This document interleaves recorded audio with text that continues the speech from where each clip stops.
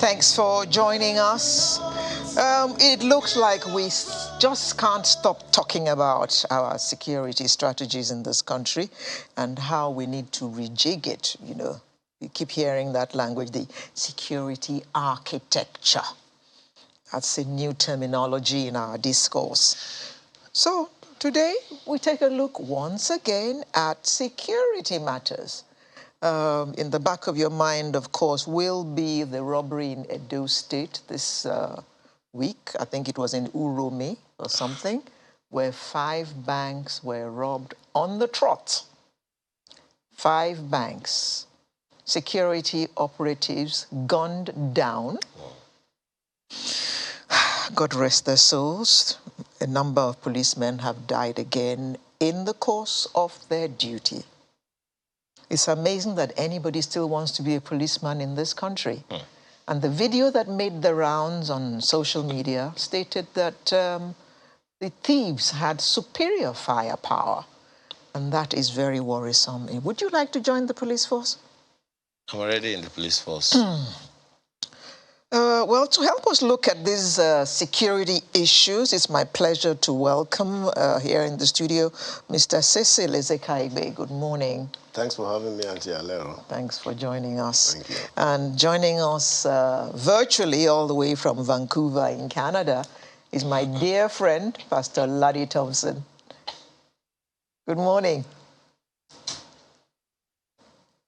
Uh-oh. We'll hear him in due time. In due course. Okay. Good to have you with us. Now, Cecil, this whole thing, okay, first of all, let me start by saying, in the court, I think it was yesterday, the news also broke that the great kidnapper, Evans, has been sentenced to life. So I guess you would say that is good news. But the issue of security just does not go away. And every time we keep talking about rejigging the security architecture. So, to your mind, how much rejigging have we done? And how much success are we getting from this rejigging? Well, thank you very much. Rejigging is a continuous process. But what matters is, the impact quotient of rejigging. If you rejig at the end of the day, you have not achieved your aim, then you start to wonder what the factors that you need to consider in your rejigging strategy. Like you said, security architecture is a term that has been overflogged without really understanding what that term is all about. It's about your own arrangement of how your security should function in an environment. So we will continue to rejig until you get it right. It's interesting when we talk about these issues like this. The question that came to me as you began to speak was, are we even really serious about it? Does it look like we are? That's the question that came to my mind. In the front line of fighting crime and all of that is the police. One of the things that I always refer to when we talk about these issues like this is the primary function of the police is not to fight crime. The primary function is to prevent crime, not to fight it. So when we talk about rejigging, the first question that is on my mind, sir, is, are we serious about getting that job done in the light of putting the police in its primary space of preventing as opposed to fighting crime? Well, the primary function of the Nigerian police force is to ensure internal security, and they are the lead agency in this business. So you cannot really separate, preventing and fighting. But if we prevent, will we still need to fight? Yeah, because... it won't even happen. Yeah, you never get it right. You can never get it 100% because, as a matter of fact, insecurity is insidious. It grows, from a period of time to it gets to that crescendo.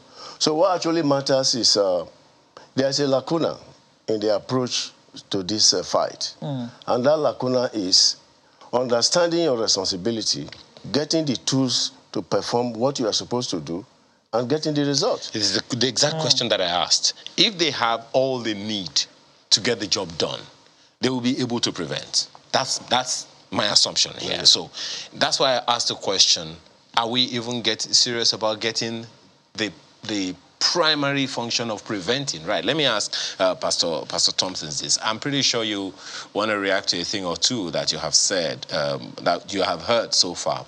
But in terms of rethinking our security strategies, and as you also would agree, and we have spoken here, underscored here, the police is the primary agency when it comes to internal security.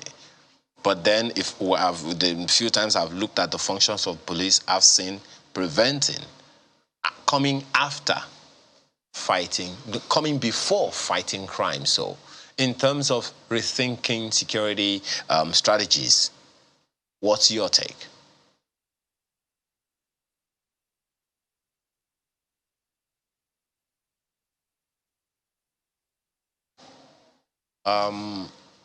Pastor Thompson, I can't really hear you. Can you unmute yourself? Okay, no, I'm sure it's an issue we'll resolve, Okay. With it. So let's just stick with you, Mr. Kaibe. So this is where we are now. You also refer to some of the issues raised by the governor of Kaduna State, Nasir El-Rufai, about Nigeria taking a decisive action against banditry and terrorism besetting the Northwest through simultaneous ground and air attacks in all the states where these criminals have a presence. In terms of rethinking, what should we be thinking about?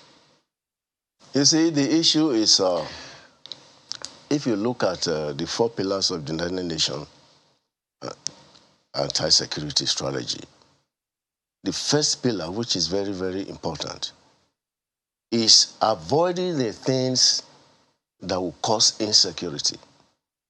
What are those things? Unfortunately, we put primacy on military strategy. Once you concentrate on military strategy without taking the political structure, you're not going to get the result you want. Right now, there is a disconnect between the political structure and the military structure. With that, there is really nothing much you can do. What are those things that induce insecurity? You talk of employment. You talk of, proper education. You talk of reorientation of our national psyche. If you don't get them right, there is no way you can prevent this insecurity. For instance, in those days, you talk of amajiris.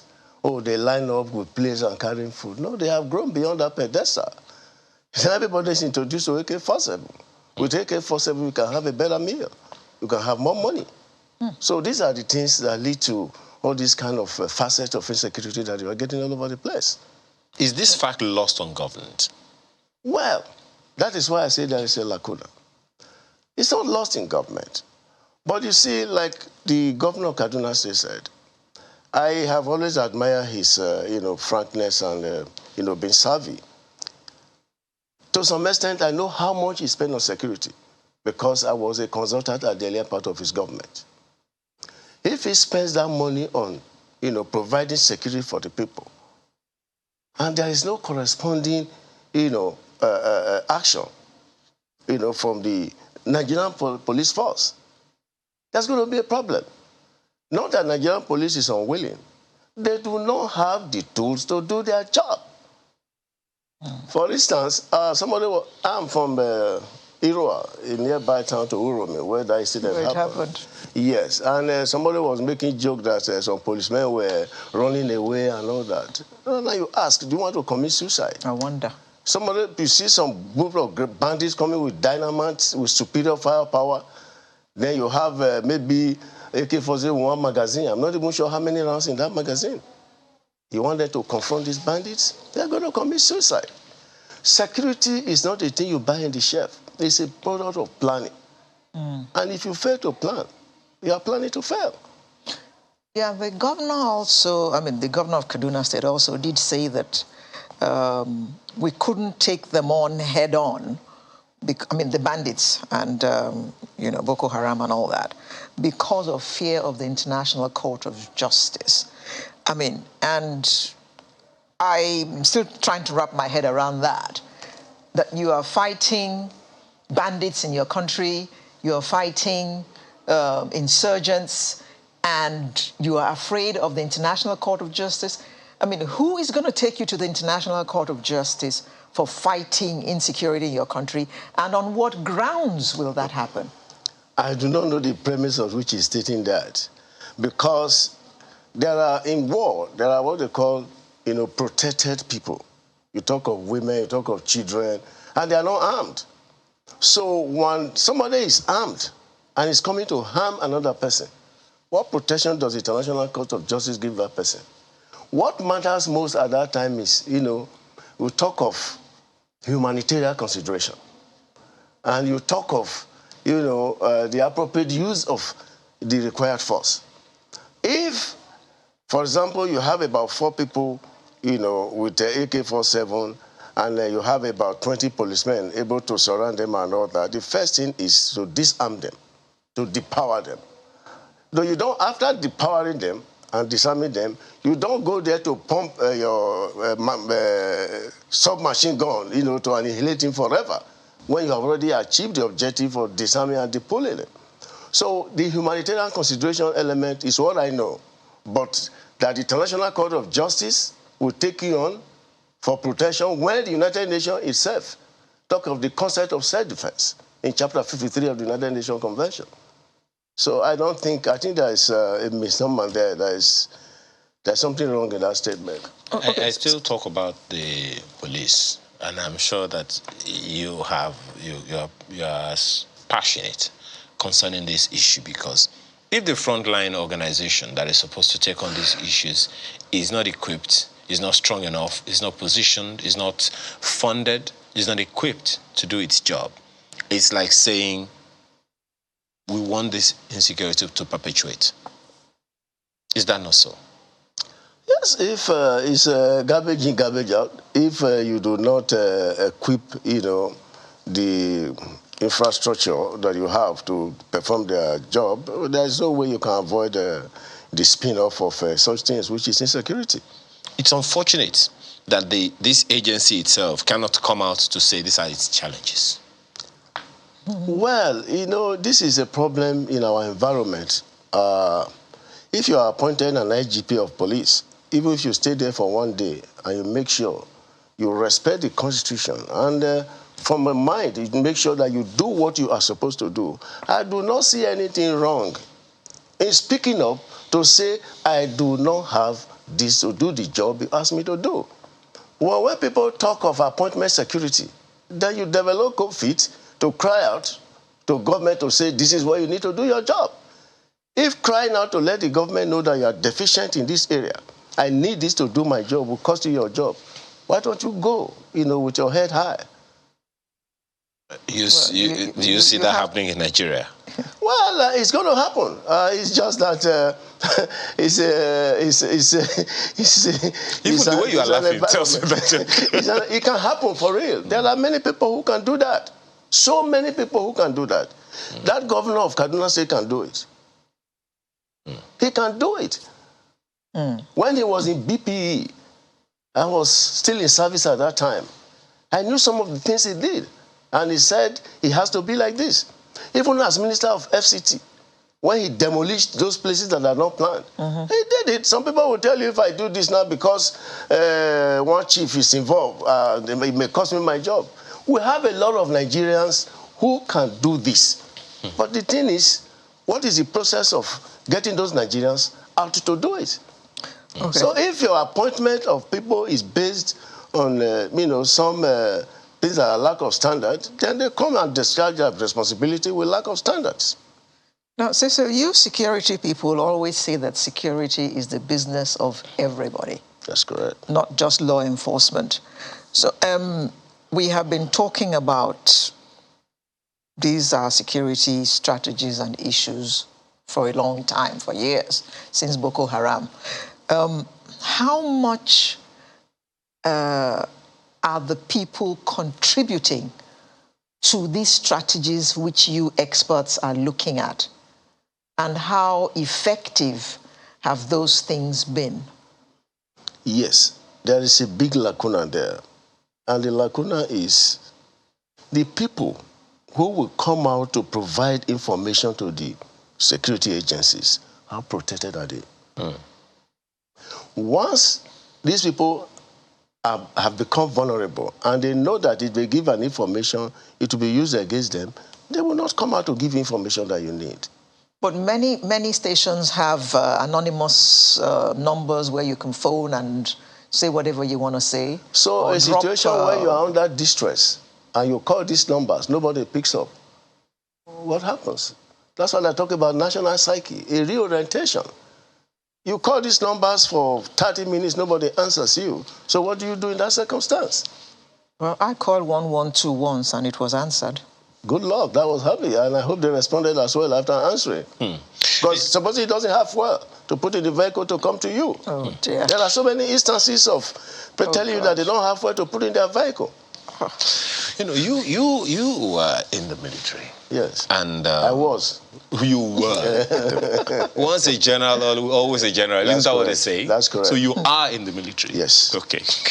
I'm in the reserve. So if Ukraine should happen here now, you'll be conscripted? Or you will volunteer? I will volunteer. No conscription. Okay.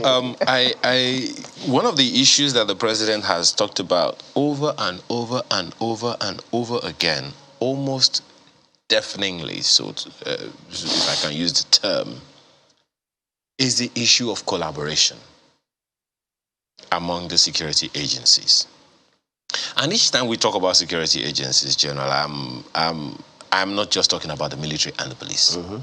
I like to refer to every agency in the security, for want of a better word, architecture.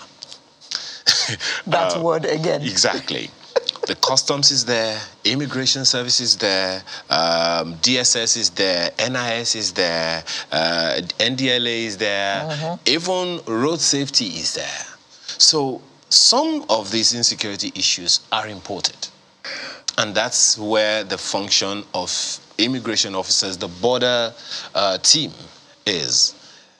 In terms of collaboration, you've spoken to one of those issues, which is that people are afraid to volunteer information.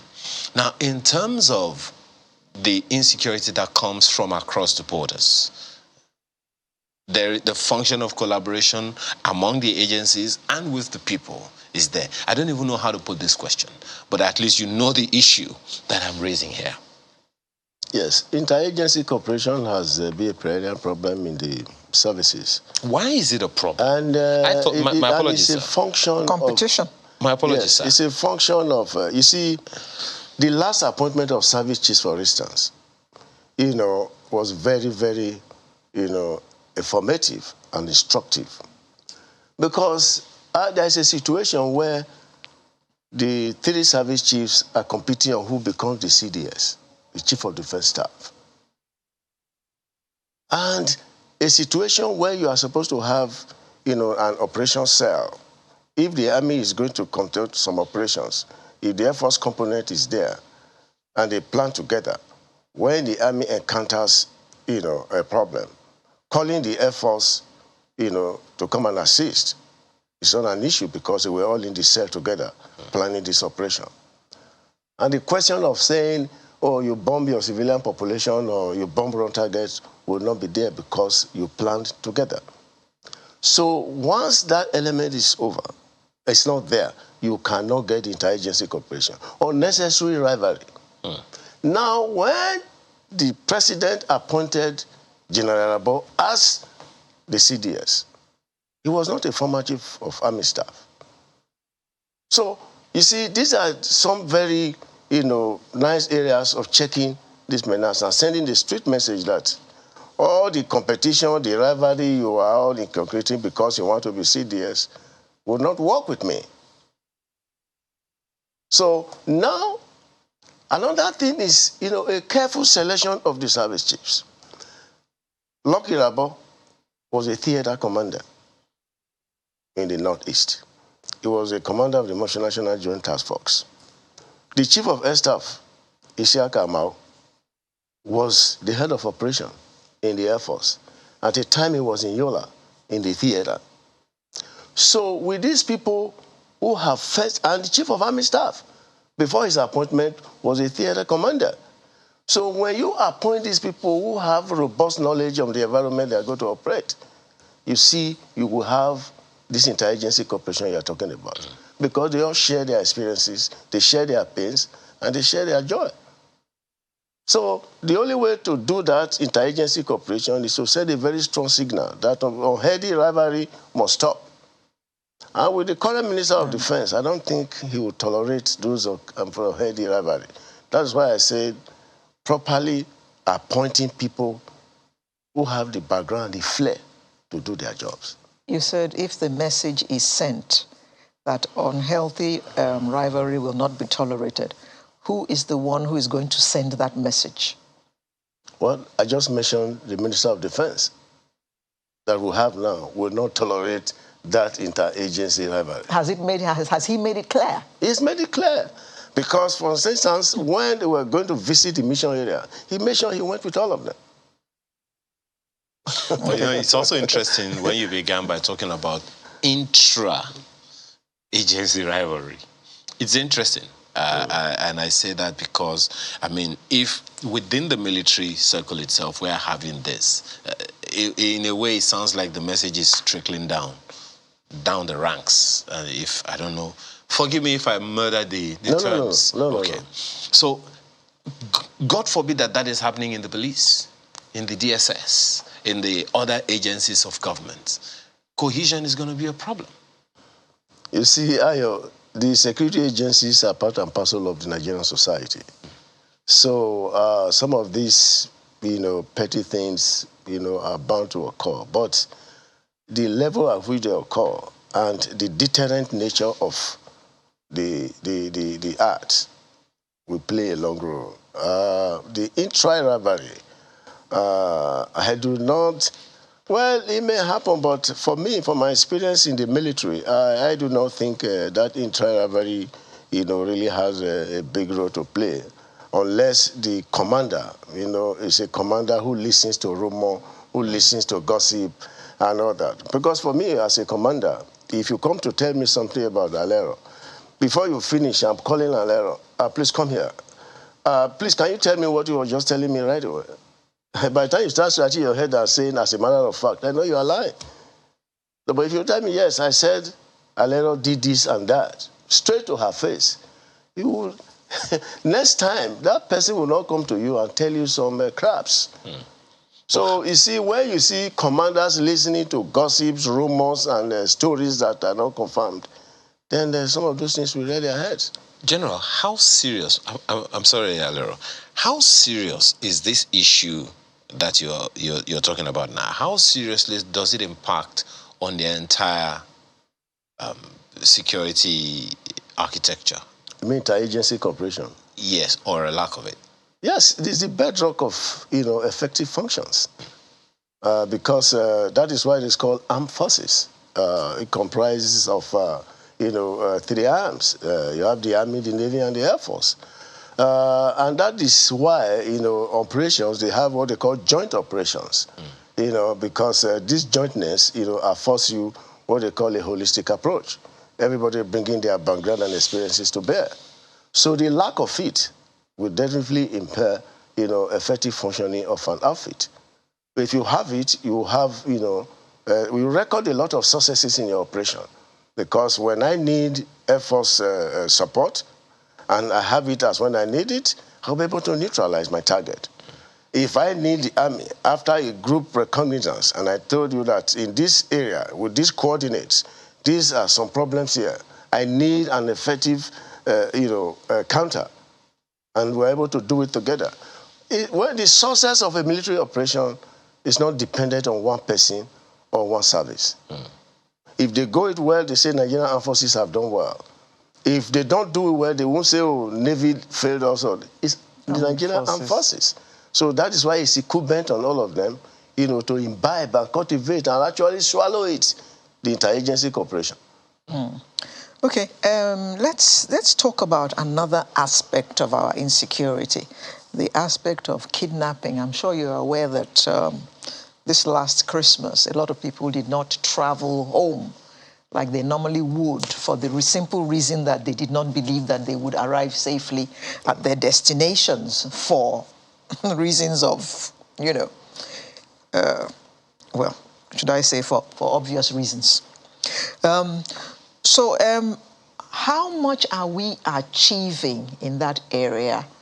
And what more do we need to do to ensure that Nigerians can actually move around? I mean, when I was younger, people would leave Lagos at 7 p.m. and go to party in Ijebu, go to party in Ibadan, or go for things. But nowadays, those things are few and far between. People don't have the courage to do those things anymore. First and foremost, you look at the mutually reinforcing, illicit flow of weapons and illicit flow of funds, which have compounded. They are catalysts that have compounded our security, calculations. Two, you look for the influence of drugs, narcotics in the society today. And three, lack of governance. So you cannot say you are going to fight this kidnapping without the appropriate infrastructure to do it. First and foremost, proliferation of small arms and light weapons. If you do not check it, because those are the instruments of terror, those are the instruments they use in the kidnapping. If you do not look at it carefully and come out with appropriate, actions, as recommended, Nigeria is a member of the United Nations. The United Nations have clear prescriptions to how to tackle this proliferation of small arms and light weapons.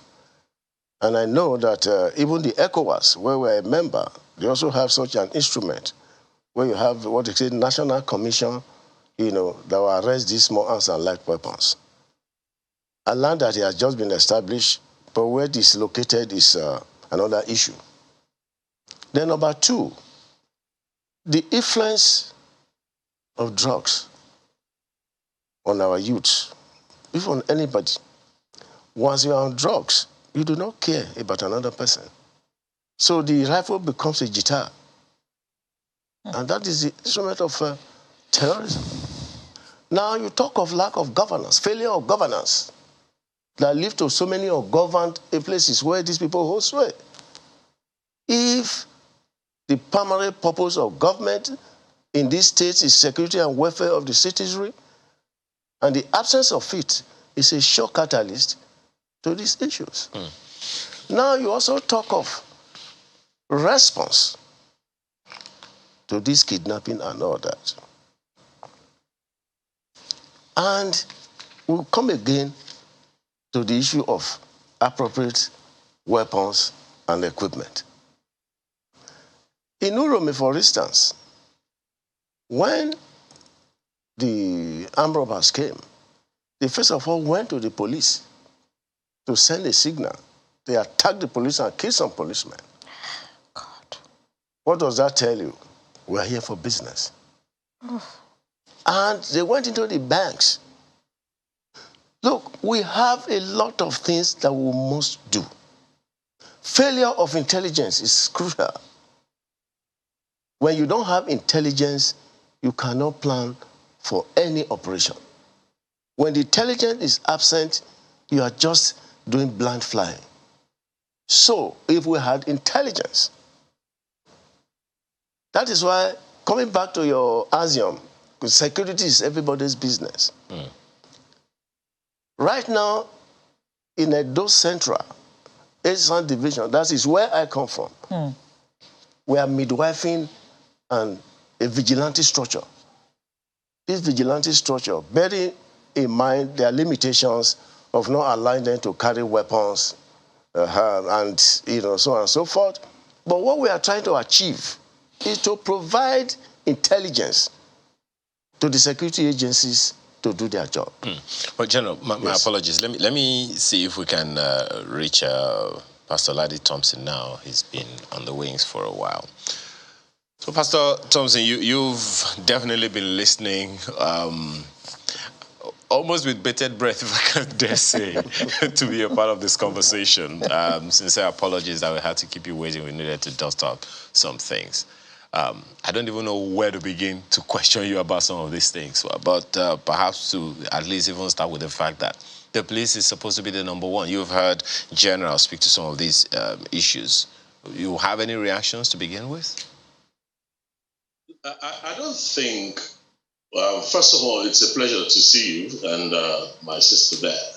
Thank God for the good job you guys are doing. But having said that, I don't think there's anything wrong with the Nigerian police force. We have a big problem in Nigeria. It's a systemic problem.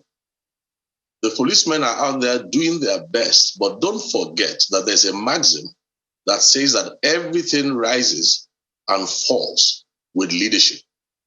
What Nigeria has is a systemic problem. We have at least 5 existential threats that are facing us right now.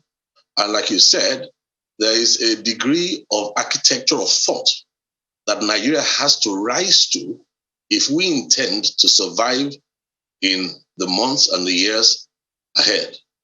As long as we don't pay attention to these things, we would be like a people who are engaging in wishful thinking. We can speak, whatever rhetoric we like, but people are dying. I mean, for instance, I was just listening to a lot of the reports on the Kaduna State governor. As the Kaduna State governor was addressing the press yesterday, the day he was addressing the press, in Angwako alone, 4 people were picked up and abducted that morning, kidnapped. Patience David, 25 years old, Happy David, 18 years old, Loving David, 12 years old, Piskin David, 4 months old. In Angwan Makeri, former Iri district in Kaduna, now Kufana, about 11 people were picked just that yesterday. The statistics is terrible. As I listened to the governor speaking yesterday, I was wondering whether we are talking about my country where my people are dying. I was wondering whether we are still talking about the same country where we are rating 3rd on the Global Terrorism Index, where the statistics and the bloodshed that is going on a daily basis, I was wondering whether we are talking about the same country. Now, let me say this quickly because I don't want us to. When you deal with, let me just take one of the existential threats that we are facing, that of the terrorism, global terrorism. If you don't find the right response to it, it will destroy you. One of the things that we do about terrorism also is the fact that we understand that it is a hydra. It is highly intelligent. It is well researched. It destroys its host from within. If you ask me, for instance, when I was listening to the press conference that was going on in Kaduna, I realized that something is going on here that is not quite, that has not yet been put into right perspective. Why am I asking this? That even all the media houses and the questions that were being asked, as I was listening for question by question, if you ask me, we need to be a lot more thorough. Why am I saying this? 11:15 a.m. 2012, there was a tweet that was released. On that tweet, whoever released that tweet wrote and said, "We will write this for all to read. Anyone, soldier or not," that's referring to the Nigerian army now, "that kills Fulani takes a loan repayment one day, no matter how long it will take." On the 3rd of November 2016, there was another report that a serving governor from within Nigeria left his state, left the borders of our country, went into neighboring countries, Niger, Cameroon, Chad, Mali, Senegal, and took money to go and appease terrorists who were taking our people out. Then I remember again that on 2019, I think that was 2019, on the NTA live program, I believe all these things are still available for anybody to see. There was a serving governor who was making comments saying something to the effect that those who are calling for anyone to come and intervene in Nigeria, says we are waiting for them to come and intervene. They will go away. They will go back in body bags. Now, whether you like it or not, when you are dealing with global terrorism, one of the first things that any country does is to sit down and to put in 4 basic things that I've said for about 10, 15 years. People are dying. I wonder what we're going to say to the David family this morning, whose children who have been abducted and kidnapped in that same Kaduna state. You see, until a country begins to put value to the life of its citizen, I don't see how that country plans to survive the kind of problems that we are facing. Okay, well, Pastor Kamsi, my apologies. Let's talk some solutions. Okay. This conversation is about rethinking security strategies. And some of these things that you say, of course, those who have been following you know that you've been saying the same thing, and it would seem like attention just needs to be given more and more to this. So the question then is, what do we do now? You heard the general talk about need to strengthen interagency collaboration, to foster interagency collaboration. The challenge of vulnerability of those who give intelligence information to security agencies. How well protected are they? He asked that question. So in terms of rethinking our security strategies, what are the gaps that you think we need to urgently fill? Well, again, I don't think you want to build a house by starting from the windows or the roof. So when you have the kind of challenge that we have, first of all, you know that a medical doctor who does not take time to diagnose a patient properly has no business prescribing drugs for that patient. Now, if we look at this from that perspective in Nigeria, I don't know what you want us to start saying again. This thing is a global phenomenon. The statistics in Nigeria tells you that we are about the 3rd worst case in the world with this sickness and this disease.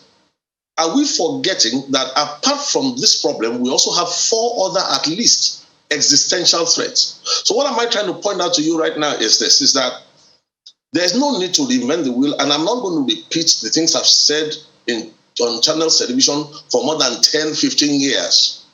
I've said the same thing over and over again. We have watched this thing progress from trickles of blood into torrents. We are at the 3rd stage and moving into the final stage. At the first stage, when these things happen, people start by reacting with indignation. At the 2nd stage, they become numb. By the 3rd stage, they begin to accommodate. At the final stage, there will be capitulation. We are already moving to the final stage, and we are still talking like this when we know that we are dealing with hybrid threats. We are dealing with asymmetrical warfare. We know that this is not something that the police force is trained for. We know that this thing infiltrates countries from inside. It infiltrates high places. It is a war of narratives. We know all these things, and we have not gathered the best minds in Nigeria to sit down and solve this issue. Friend, let me say something to us here. You want to know the solution? I will tell you that at this point in time, we have exhausted a lot of the tactical things that we could easily have done. At this point in time right now, everything rises and falls with leadership. Okay, just one second. Well, on that, let me see if General Insecurity agrees with you. First of all, he says it's a global phenomenon, and that we may have, I don't want to say run out of luck, but that's the way it sounded. Well, we don't need any exaggeration to say it's terrorism is a global phenomenon. And looking at it critically, you find out that the influence of Al-Qaeda, the influence of ISIS, have further, strengthened the resolve of the local terrorism that we have here. It's a global phenomenon, but when you are tackling it, you must think globally and act locally. That is the difference. And what do I mean by think globally and act locally? For instance, the governor of Kaduna, when he was talking about this attitude, he talked about the religion and religiosity of the Boko Haram and all that. And what intrigued me was when he said, because there is a passion. There is no serious nation that will be thinking of a passion when you are talking of the pernicious effect of the act. So passion should not come in for counter-terrorism or counter-insurgency. We have to look at it as a national problem. Number 2, I do not believe that we have run out of ideas. It's just called for taking the appropriate steps. Number one, even if we are overwhelmed, there is nothing that stops us from looking for international support. Now, I keep talking about the underlying factors. I talk about illicit financing and the flow of finance to these terrorists. How do we as a nation tackle it? I know we have the FATF, the Financial Actions. Then we also have even the Terrorism Prevention Act of 2014 in Nigeria. The problem we have is the ability to come up, like we were discussing, to say this is the problem. Okay. Now, the government says a few days ago that they have about 96 individuals or companies that are supporting terrorism financially. They also name about 22 borrowed the change. The question is, what action have been taken against these people? If you were to recommend, what action should be taken? Get them arrested and prosecute them. Okay. It serves as a deterrent to others. Okay. Well, Pastor Thompson, so this is where we are now, and General, of course, doesn't believe that we have run out of ideas. And you say it rises and falls on leadership. Leadership is a very dynamic topic on its own. So I'm wondering, when we talk about leadership now, at what level of leadership and at what spheres of leadership? That's interesting. I think we've reached a point in the country, and like he rightly said, I want to commend him. He did point that this is a global problem. It has a local fix. Now, there's different levels of leadership we can look at. Let's first go back to Kaduna State. Last Thursday in Kaduna State, the governor called religious leaders, both Christians and Muslims, and let them know that they've done all they can do, and it's time for prayers. And the government, I believe, was ready to sponsor, prayers to tackle this problem. Now, if what the governor was doing was to build consensus by calling the religious leaders to come together, then maybe it's a good move in the right direction. However, we cannot be prescribing aspirin for cancer. And I don't think that where this problem has reached now in Nigeria is any longer something that is going to be discussed over a cup of tea.